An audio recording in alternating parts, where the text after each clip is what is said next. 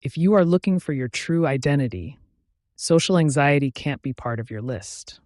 After analyzing over 14 forums and researching identity loss caused by societal pressure, I'll show you exactly what you need to know to start acting, following your true character.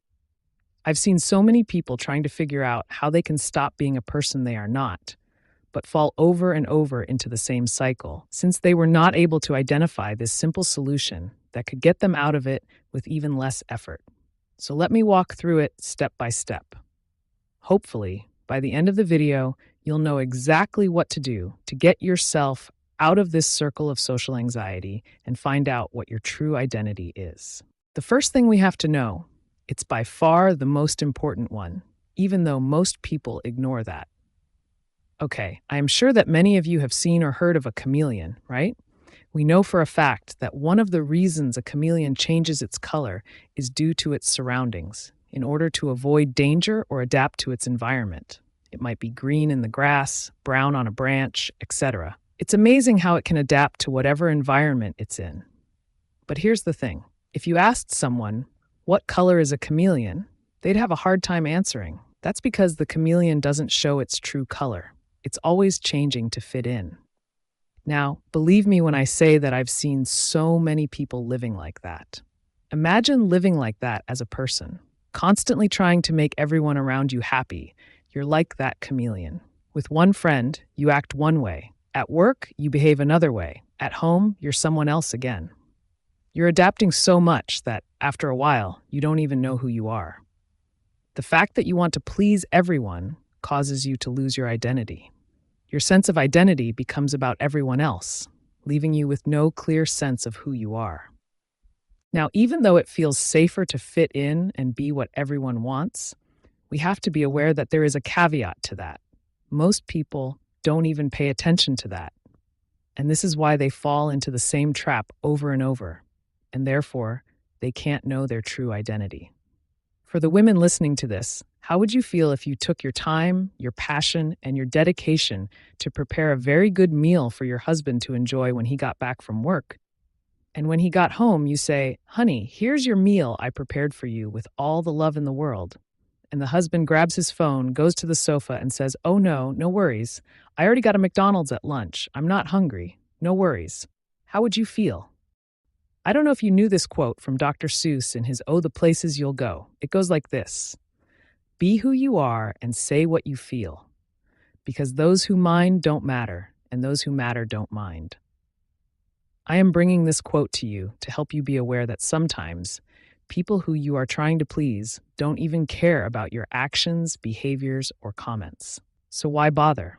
Ask yourself, even though you are making sure that you are acting the way they want you to be or act, like in fear of offending them or them thinking you are weird, what makes you sure that all this is required? What if they don't even care about you? What if they are just manipulating you? And even the Bible advises us on that in Matthew 7:6. Do not give dogs what is sacred. Do not throw your pearls to pigs. If you do, they may trample them under their feet and turn and tear you to pieces. The very important thing to understand here is that the people who can't know who they truly are have one thing in common, and it affects their mental health in ways you could never imagine. Imagine you have a desire, a clear wish for something, but you hold it back because you're not sure how it will be received. Maybe you want to try a new career or speak up about an issue, but you're scared. Why? Because you're worried that it might not be acceptable, or that someone might look at you differently, or worse, reject you. You end up suppressing your true feelings, your true identity, all because of this fear of judgment. The fear of expressing yourself fully because you are terrified of what others might think, say, or do in response.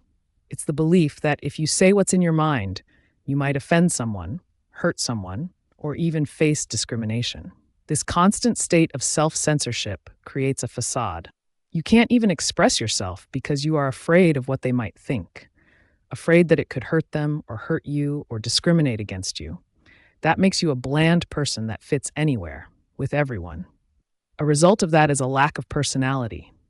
You want a thing, but you cannot say it. Now, when you see the thing you don't want happening, you are suffering inside. The worst thing about all that is that you are doing all this work on yourself to please people. What if one day something goes wrong? What if one day you think something might please someone or not hurt them, and it does? Do you imagine the quantity of depression you would have? This is why it's very important to know how to solve that, and very quickly, if you really want to know your true identity and start to act according to your identity.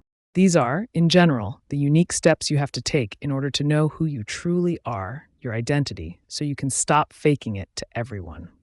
So the first thing, and the most important step you have to do, is ask why. In philosophy, the question why is the unique tool to find and understand the true reasons behind things, events, and actions. It's a way of asking what's really going on beneath the surface. Instead of just accepting things as they are, philosophy encourages us to question why things happen, why we believe certain things, and why the world works the way it does. So the first thing to do is ask yourself, why in every situation? Why am I acting this way now? Why did I say this to this person now? Why am I doing what I am doing now? And you should do that every time you feel you are saying, doing, or thinking a way for the only reason of avoiding what the other person might think or do. You should ask that question every time you feel anxious about what other people might say. Remember, ask why, and why all the time. When you do that, two things will happen. First, you'll know exactly what you truly want, and second, why you are not doing it. You'll see, most of the time, it would be a lack of confidence. And a lack of confidence is always because of the inability you have in those moments to back up your thoughts and actions with facts, theory, and information that can prove them.